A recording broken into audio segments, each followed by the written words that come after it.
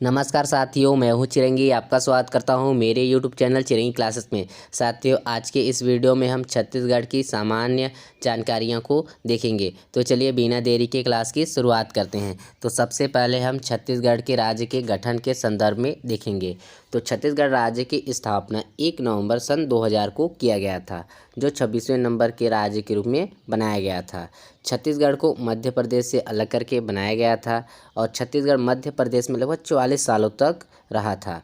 छत्तीसगढ़ जिस टाइम बना उस टाइम छत्तीसगढ़ में कुल 16 जिले थे। अब बात करते हैं छत्तीसगढ़ की कुल जनसंख्या के बारे में। तो छत्तीसगढ़ की कुल जनसंख्या 2,55,45,198 है। यह जनगणना 2011 के अनुसार है, जो देश की कुल जनसंख्या का 2.11% है। और जनसंख्या की दृष्टि से बात करें तो छत्तीसगढ़ भारत का 16वां सबसे बड़ा राज्य है। अब बात करते हैं छत्तीसगढ़ के कुल क्षेत्रफल की। तो छत्तीसगढ़ का कुल क्षेत्रफल 1,45,194 वर्ग किलोमीटर है, जो देश की कुल क्षेत्रफल का 4.11% है। क्षेत्रफल की दृष्टि से छत्तीसगढ़ राज्य देश का 10वां सबसे बड़ा राज्य है। अब यहीं पर हम लोग बात कर लेते हैं छत्तीसगढ़ की आकृति की। तो आप छत्तीसगढ़ का मैप को देख पा रहे होंगे। छत्तीसगढ़ की आकृति एक समुद्री घोड़े की तरह है। अब बात करते हैं छत्तीसगढ़ के राज्य के कुछ प्रतीकों की। तो छत्तीसगढ़ राज्य के प्रतीक में सबसे पहला बिंदु आता है राजकीय पक्षी। छत्तीसगढ़ राज्य का राजकीय पक्षी है पहाड़ी मैना। और यहीं पर छत्तीसगढ़ राज्य के राजकीय पशु को जाने तो वह है वन भैंसा।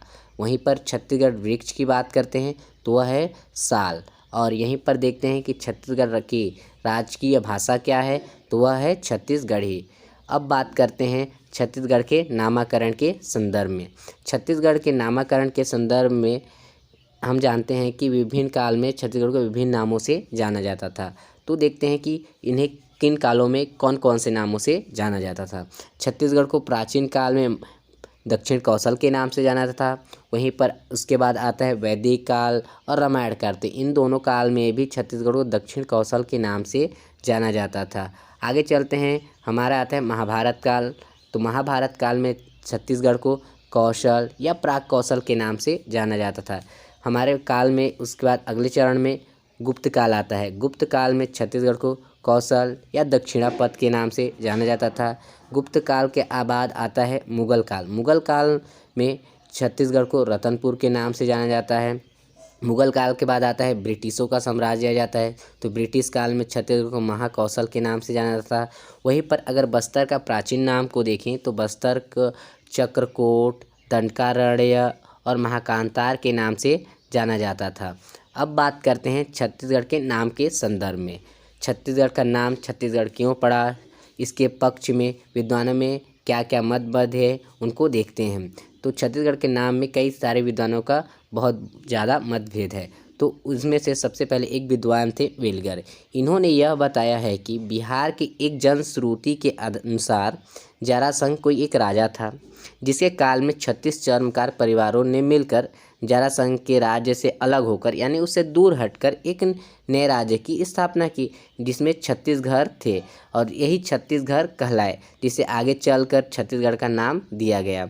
आगे इसके संदर्भ में अन्य व्यक्ति कहे गए हैं।